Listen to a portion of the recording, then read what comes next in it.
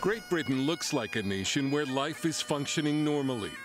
Below the surface, however, lies a growing sense that the United Kingdom is coming apart at the seams. King's College London professor of war studies David Betts set off alarm bells this year by saying Britain is headed towards civil war, and he advised people living in its large cities to move before the violence starts. Imagine Northern Ireland scale, Northern Ireland in intensity, but on a completely national scale. Attacks on public figures, judges, potentially politicians. London Daily Telegraph columnist Tim Stanley told us he agrees with Betts that Britain is heading for open sectarian conflict, possibly war, and there's nothing we can do to stop it. And his argument is this, that first of all, Britain displays many of the signs of being a failed state, such as economic decline, total loss of trust in the police, and a fractious and increasingly extreme politics.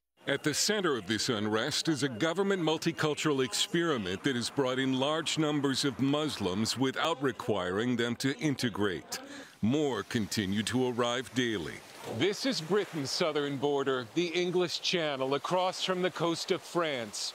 And it's as porous as the Rio Grande River. 2 weeks ago, 1,200 illegal migrants arrived in a single day. When you have a country in decline, and you add large numbers of new people into the mix, what you end up with is ethnic conflict over resources. Experts fear all that might be needed to trigger a civil war is another terror attack. White working-class anger exploded last summer when the son of a Rwandan immigrant stabbed 11 children and 2 adults at a dance studio.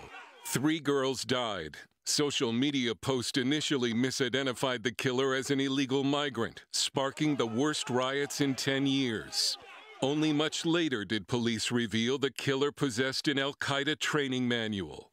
Right-wing and working-class British are also angry over what they claim is a 2-tier justice system that favors Muslims. Last week, this man was convicted of a crime for publicly burning a Quran in a political protest. A Muslim man with a knife who threatened to kill him faced no charges.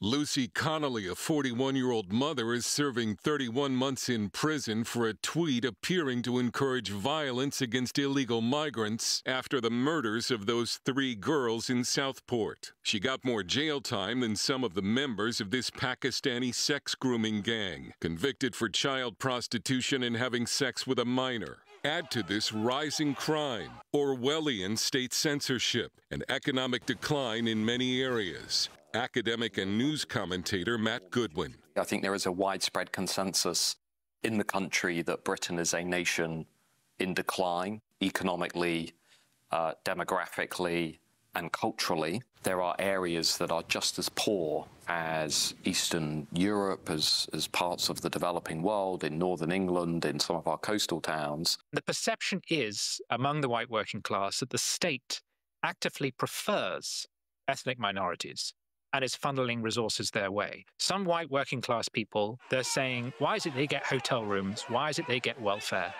when we are struggling? The riots and the disturbances were symptomatic of a much deeper disillusionment in this country with the way in which British people just no longer feel safe in their own communities. They no longer feel safe in their country where lawlessness is essentially being sanctioned by the state. Political strategist Dominic Cummings says elements within the British government are finally beginning to discuss Britain's slide into chaos and the potential for serious violence. Oliver J.J. Lane is the bureau chief of Breitbart London. There are 2 sort of issues feeding into this, first of which is essentially civilizational collapse, which is causing a rise in crime and potentially civil unrest between ethnic groups. And then on the other hand, you have government incompetence and policing incompetence, and that creates that downward spiral. One pollster conducting focus groups in small English towns this year said the disillusionment was the worst I've heard. In every group, it was anger, despondency, or misery about the state of Britain that doesn't feel sustainable. One focus group member suggested Britain might need a coup. Professor Betts says civil war could also break out in France, as well as the United States. Stanley believes civil war in the UK could be avoided through the spiritual awakening already underway. There is something going on here. Church attendance is up. Young people are becoming more religious than ever. If there is a potential for change, it's going to come from society and the grassroots and ordinary people. It's not going to come from politicians. The famous British economist Adam Smith cautioned the prophets of doom when he said there is a great deal of ruin in a nation. In other words, it takes a lot to bring a country down. But Britain now has so many problems, it just might test that theory. Dale Hurd, CBN News, London.